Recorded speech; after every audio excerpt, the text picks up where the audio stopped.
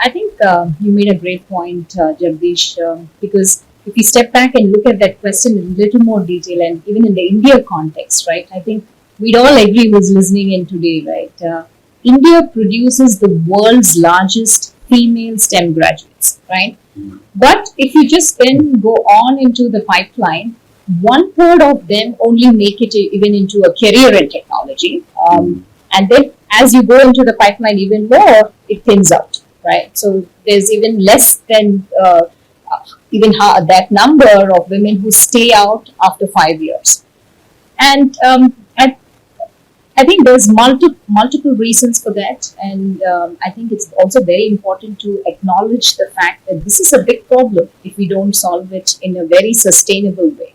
Because we all know that if we are solving the world's most pressing problems, we need to have women in STEM, not just in the entry level, but who are leaders who take on and become those proponents for change in the fields of science and technology, right? And this is where organizations like TechM, like SAP, with the practices and our very determined ways in which we are building that culture of inclusion, need to solve that, right? And it's not just about, like I said, bringing in women into STEM, right? It's really about creating a pipeline of women leaders out there, right? And that's super important. I can just reflect on my own career, Jagdish. When I started off in technology, this is back in 1999, there were not many women leaders in technology whom I could consider as role models, right? And this was always a challenge. But now if I look at the transformation that's happened, there's phenomenal women leaders who's driving the narrative, be it in the startup ecosystem or be it in the corporate ecosystem.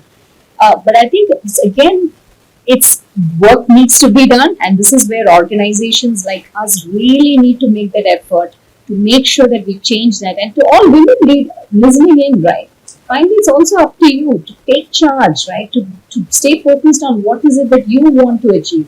And I always say that it's not your background or your gender that's going to define it, it's really what you want. So put in your efforts. There are organizations like us who are there to support you. You'll find great mentors and really make that way forward, right? There's nothing that can stop you.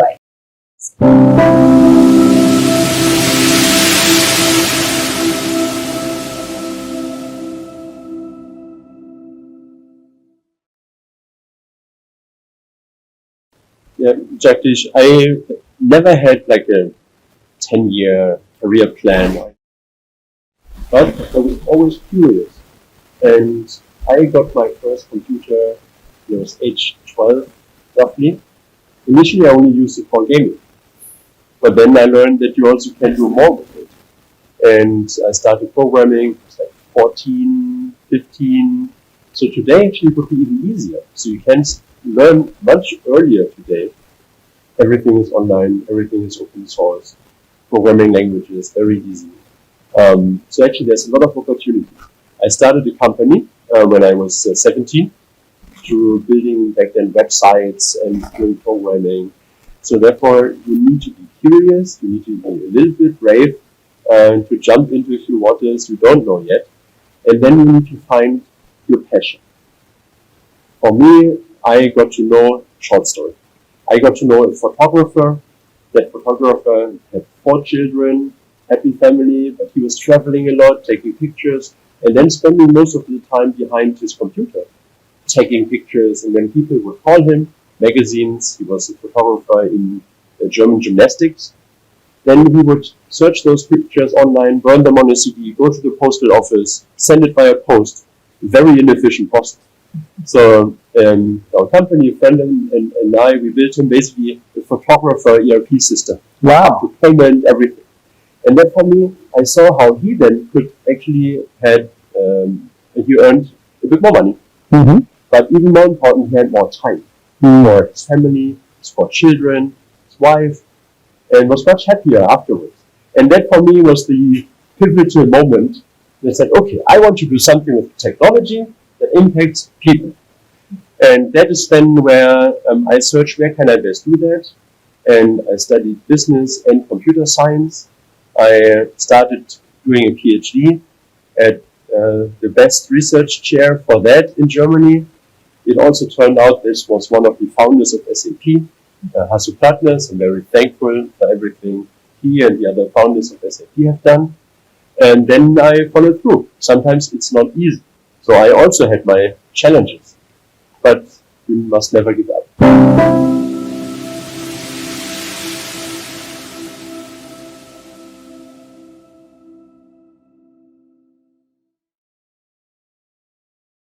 We are celebrating the 75th Independence Day a few days after, on the 15th of August. You have seen how far India came, especially when it comes to science and technology. You've been involved as with the premier institute like Indian Institute of Science, and for so many years. What would be your advice to the next generation to help them stay motivated and contribute to India's growth in the coming years? Yeah, actually, it's a. I mean, it's a very deep question. It's not that I am the my advice is the only exclusive advice. Everyone's advice is needed. But what is good thing, what I find actually now, is a very positive environment in youth to use science and technology. Yeah. That and also the confidence. You know, this Indians have this कर देंगे हो जाएगा. That entrepreneurship confidence has come up in the last many years. So youth have to be positively inclined, not dissipate their energy in things which are unproductive, and also see how with their growth the country grows. Correct. The world grows, it becomes a better place. So all the issues which society is facing now, be it in climate change, be it in water shortage, be it in disasters, question is youth have to see where they can be the part of the solution, not part of the problem. It's very easy to criticize. Actually, if you have nothing better to do, you can sit down and criticize anyone. That's not the point. Point is how to be really positively engaging with society. So my request to youth will be positively engaged and see in what way you can contribute to the society. It will also help you. You will not be left alone. It's not that you have to be selfless. You can be selfish to a point that you have to survive. Obviously we have to survive, but at the same time think of a bigger picture. Think that you are not only working for yourself, but you are also working for the upliftment of the society. Very true, very true. And there are so many right examples today where the youth has committed and proven that you could probably make an impact. Absolutely.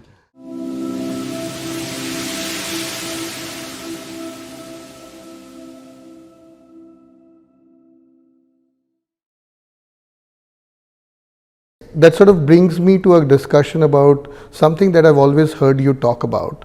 And it's not just about your business, but your passion of being able to see the future of what opportunities lie and the role that startups and SMEs play in driving growth.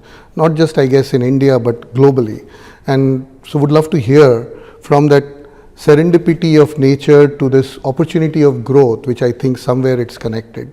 What are your views and what do you see the role of the startups and SMEs in tech sector especially? So I definitely am passionate about this. I truly believe in the opportunity and the potential of India, and in a way we are blessed to be operating in this geography in these times. So let me first just start with, I think, what we have today, the billion scale platforms and the tech stack that we have in India is quite a unique capability on the planet today. And this is really grappling with some of the biggest challenges across the world, whether it is on biometric identity, on transactions, on data consent, on a lot of the other capabilities that need to come together to enable tech stack. And now India is blessed with scale of population, and therefore you are able to create these billion scale platforms very quickly. The ability that we have had in scaling them is a huge enabler. that is actually tailwind for our startup ecosystem.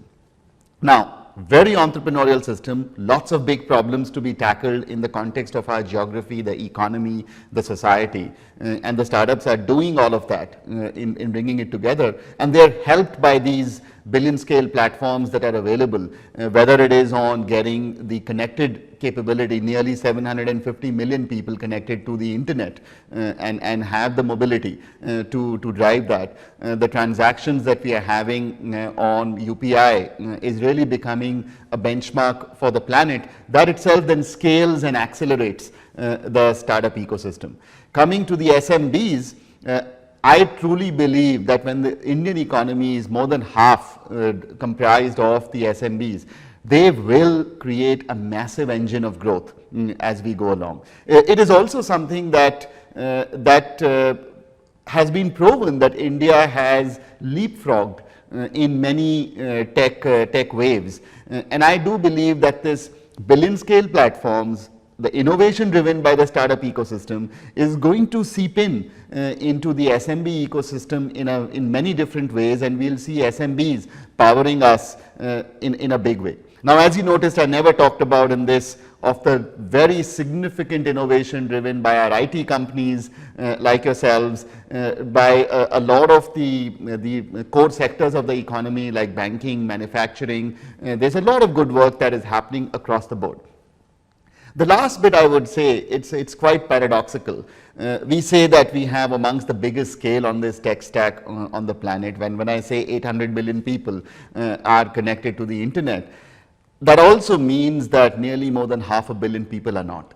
And that itself is global scale.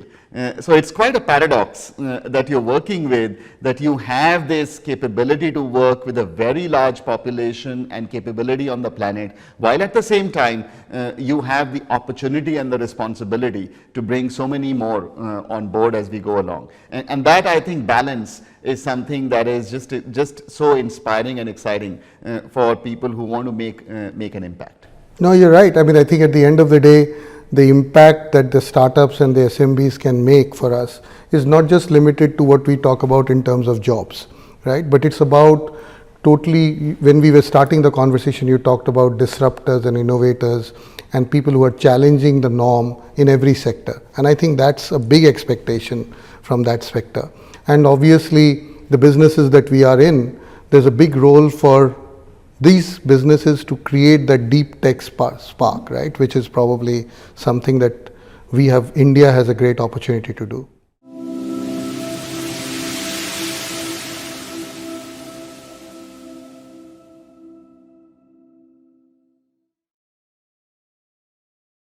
And I think connected from what you made, you see what you said right now about this opportunity in India and the opportunity in India to make that huge impact, opportunity in India to truly make technology the enabler that makes an impact. And this, interestingly, felt so good that this year while watching the Prime Minister speak, and I tweeted about it, is the fact that when he was speaking from the Red Fort, one of the things that he used as a term was the techade. It was a term that NASSCOM and you had. Goosebumps when Yeah. So I said, wow, I mean, this is, I have to give credit to the Prime Minister to have connected the dots. But B, as someone who's part of the technology industry like us are, it felt absolutely brilliant because you are one small something in the whole billion plus population. But this entity is important. So as you hear this decade and the responsibilities that are probably coming with that statement, what is your thought process of what this decade means to India?